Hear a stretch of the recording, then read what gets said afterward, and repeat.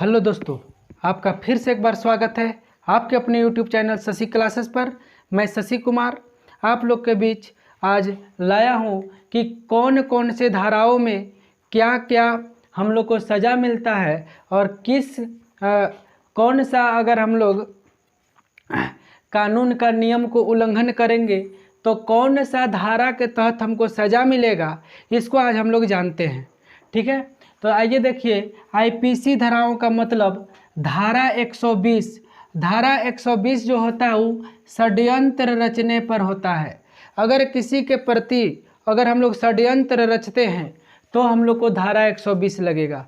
या तो दो या दो से अधिक व्यक्ति मिलकर कोई वैध काम को अवैध तरीका से करता है, छुपा के करता है, तो वही होता है षड्यंत्र रचना। तो धारा 120 में जो होता है वो मिलता है हम लोग को षड्यंत्र रचने का सज़ा मिलता है धारा 120 के तहत। तो आपको धारा 120 का मतलब समझ में आ गया होगा। अब जो है धारा 307 आते हैं। धारा 307 जो आता है वो आता है हत्या की कोशिश करना।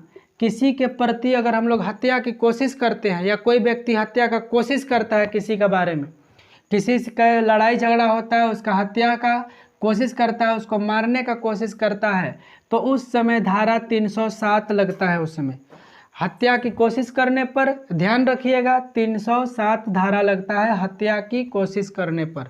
अब देखिए धारा 302। धारा 302 जो होता है वो हत्या का दंड है।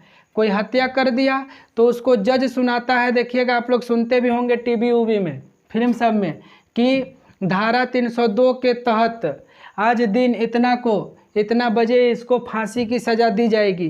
तो धारा 302 में हत्या का दंड मिलता है। हत्या का दंड में क्या होता है, फांसी का सज़ा ही मिलेगा 302 में। आगे देखिए धारा 376। ये जो धारा 376 है ये जो लगता है वो बलात्कार करने पर लगता है। किसी का अगर बलात्कार करते हैं तो धारा 376 के तहत आपको सज़ा मिलेगी।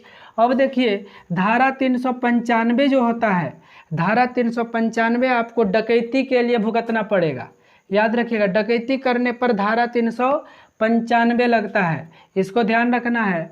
और धारा 396 डकैती से मिलता जुलता है। डकैती के दौरान अगर किसी का हत्या हो जाता है, डकैती के दौरान अगर हत्या हो जाता है तो उसके लिए लगता है धारा 396। धारा 396 कब लगता है तो याद रखिएगा, डकैती के दौरान हत्या हो जाता है तब धारा 396 लगता है। और अगर आप किसी का अपहरण करते हैं या कोई अपहरण करता है तो अपहरण करने पर जो लगता है वो धारा लगता है 365। इसको याद रखिएगा, धारा 365 जो लगेगा वो अपहरण करने पर लगेगा। और फिर देखिए कोई चीज़ का अगर सबूत आपके पास हो या सबूत बच गया हो कोई काम करने पर, उस सबूत को अगर आप मिटाते हैं और मिटाते हुए पकड़े जाते हैं तो सबूत मिटाने के जुल्म में आपको धारा 201 के लिए सज़ा भुगतना पड़ेगा। सबूत मिटाना मतलब धारा 201।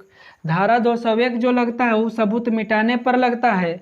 और धारा 412 जो है, ये धारा 412 जो लगता है वो छीना झपटी करने पर, किसी से आप कोई चीज़ को छीन रहे हैं। आजकल बहुत ज़्यादा रास्ता उस्ता में देखिएगा कोई बैठल रहता है तो बाइक से आएगा, दूगो उसका चैन को खींच के ले जाएगा, तो वो सब जो छीना झपटी में पकड़ा जाएगा तो उसको धारा 412 में मिल जाएगा। ठीक है, सज़ा। अब देखिए धारा 378। धारा 378 जो होता है चोरी करने पर जो धारा लगता है वो 378 धारा के तहत उसको सज़ा मिलेगी।